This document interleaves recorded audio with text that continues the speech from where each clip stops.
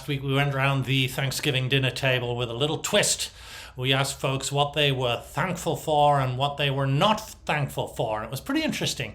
So what I'm going to do this week, I'm going to tell you 5 things about our surfactant industry that I am thankful for and 5 things that I'm not thankful for. And I'm going to try and pair them up, see if this makes sense. Number 1, the self-regulation of the cosmetics ingredients industry. I think the CTFA, now the PCPC, Personal Care Products Council, has done a really nice job along with their cosmetics ingredients review in self-regulating this industry. I'm a little concerned that folks are maybe going to start pushing things a little bit now, where we've got this situation where we're trying to fit, some people are trying to fit new compounds into the existing INCI names that are on the China INCI list. Something to watch out for there. One thing I am not thankful for is the EPA and their administration of the TSCA regulations. It has become notoriously difficult, almost impossible, to get new compounds TSCA approved. And TSCA, if you recall, doesn't cover cosmetics ingredients, but it covers pretty much everything else outside. So if you've got a new surfactant and you're looking at household applications, industrial applications, so laundry, right, household cleaning, anything, institutional, industrial cleaning, all that you need TSCA for, and there's a huge backlog, and it's really unacceptable for a civilized country to have a regulatory backlog of that nature, and it's something I know the ACC in particular, but also the ACI is working very hard to solve. Number 2, I am very thankful for product carbon footprint, and I'll be specific here. I'm thankful for the fact that it's becoming standardized. Here's a way to measure, to quantify your environmental impact, and I'm starting to see companies now be a little more open about how they set up their product carbon footprint measurements, sharing the data, sharing the methodology. I think getting everyone on the same even playing field is going to be very helpful for manufacturers and users of surfactants alike.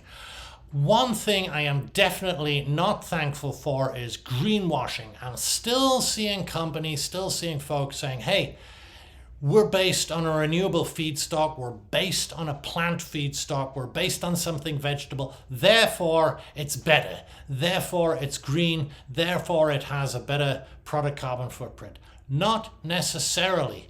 Let's see the data, let's see the supply chain, let's see it all laid out. Then we can compare PCF to PCF. That's the way to do it. Number 3, I'm thankful for APGs, alkyl polyglucosides. They've been around since the early 90s, commercialized on a serious basis by Henkel as it was back then, now part of the BASF product line.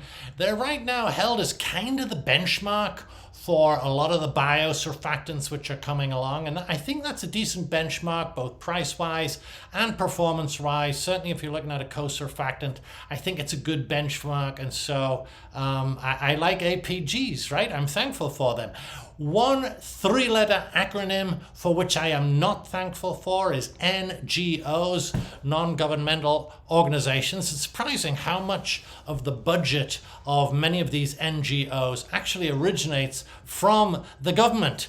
And so they're more accurately described as GOs in that case. I think they have a lot of sway out of proportion to what they represent and who they represent. I'm not saying they shouldn't exist. I'm not saying they shouldn't have a say. I'm saying that companies should be a little more realistic and balanced about how much attention they pay and how they react. No more knee-jerk reactions to NGOs, please. Number 4. I'm thankful for cheap and abundant energy, especially in the US. I was very pleased to see recently that the US is producing more oil and more gas than any country ever before. And that's according to this publication. I'll show this graph here right now. And this undergirds a lot of economic activity. It's great that petrochemical feedstocks are relatively cheap for our surfactant industry here in the US. And don't forget, other products come for example, sulfur that gives you sulfur trioxide and sulfonates, byproduct also of petroleum refining. I am not thankful for basically the opposite of that, which is expensive energy, expensive oil and gas, which is really crippling the chemical industry in Europe. BASF has talked a lot about this, and it's not good for economic activity across the globe. Look at the difference between North Korea and South Korea, right, in terms of energy usage. I think that we should be promoting as much energy as possible to support industrial activity in general, and that'll be good for our industry as part of that. Number 5, I am very thankful for the palm plantation industry.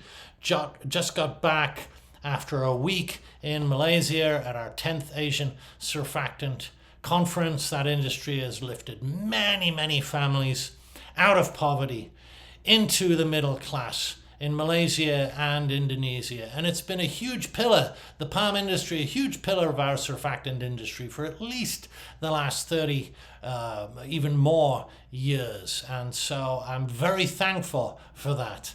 I am not thankful for the knee-jerk reaction to palm, where anything palm is bad. You know, I'm very much in favor of the work that the RSPO has been doing, and this knee-jerk reaction is palm, about palm, or indeed anything, the knee-jerk reaction about petrochemicals, really not thankful for knee-jerk reactions. Okay, so there's my 5 things. I realize that I've ended on a sort of a negative note, so I guess I'll try and circle back and say, overall, I'm thankful for the approach of much of our industry, which I see as having a balanced portfolio. They're not going too far over to one extreme or the other. They've resisted largely following fads and trends, and so are very much supportive of petrochemicals, of palm derivatives, and now very interested in investing money, big companies and small companies, into biosurfactants, fermentation products, other bio-based surfactants. I am thankful for that balanced portfolio approach and the innovation that goes with it. And I'm thankful for you listening to this. Recorded on the road. We'll be back to normal service probably next week. Thanks again for listening.